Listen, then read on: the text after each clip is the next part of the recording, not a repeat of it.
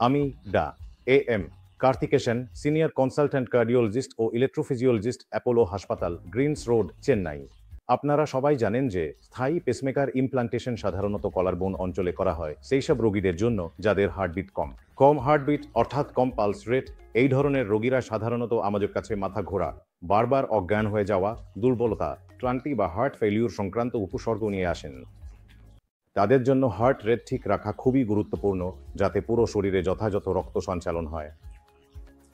সাধারণত বহু দশক ধরে ঐতিহ্যবাহী পেসমেকার ইমপ্লান্টেশন কলারবোন অঞ্চলে 2 ইঞ্চি কাঁটা দিয়ে স্থানীয় অ্যানেস্থেসিয়ার মাধ্যমে করা হয়ে আসছে।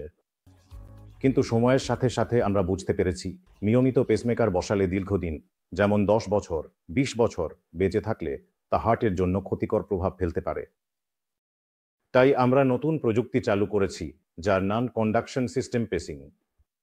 এতে একই পেসমেকার নতুন পদ্ধতিতে ইমপ্লান্ট করা হয়, যেখানে লিডগুলো হার্টের ভেতরে নির্দিষ্ট স্থানে বসানো হয়, যা আমাদের নিজস্ব বৈদ্যুতিক সিস্টেমের আরও কাছাকাছি। এতে পেসমেকারের কারেন্টের মাধ্যমে আমাদের নিজের বৈদ্যুতিক তার দিয়ে গিয়ে হার্টকে উদ্দীপিত করে। এভাবে করলে আমরা দীর্ঘমেয়াদে পেসমেকার সম্পর্কিত জটিলতা এড়াতে পারি। মানে পেসমেকার জনিত হার্ট ফেলিওর আমরা প্রতিরোধ করতে পারি। এটাই হচ্ছে সেই নতুন প্রযুক্তি যা আমরা গ্রহণ করেছি এবং গত 4-5 বছর ধরে সব পেসমেকার রোগীদের জন্য ব্যবহার করছি। বয়স্কদের জন্য আমরা আরেকটি নতুন প্রযুক্তি গ্রহণ করেছি, সেটি হলো লিডলেস পেসমেকার। লিডলেস পেসমেকার বসাতে কাঁধের অংশ কাটা বা খোলা লাগে না।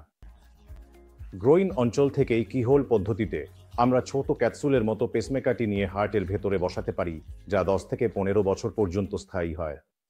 ফলে বয়স্ক মানুষরা, যারা সাধারণ পেসমেকার ইমপ্লান্টেশনের জন্য উপযুক্ত নন, তারাও এই পেসমেকার নিতে পারেন।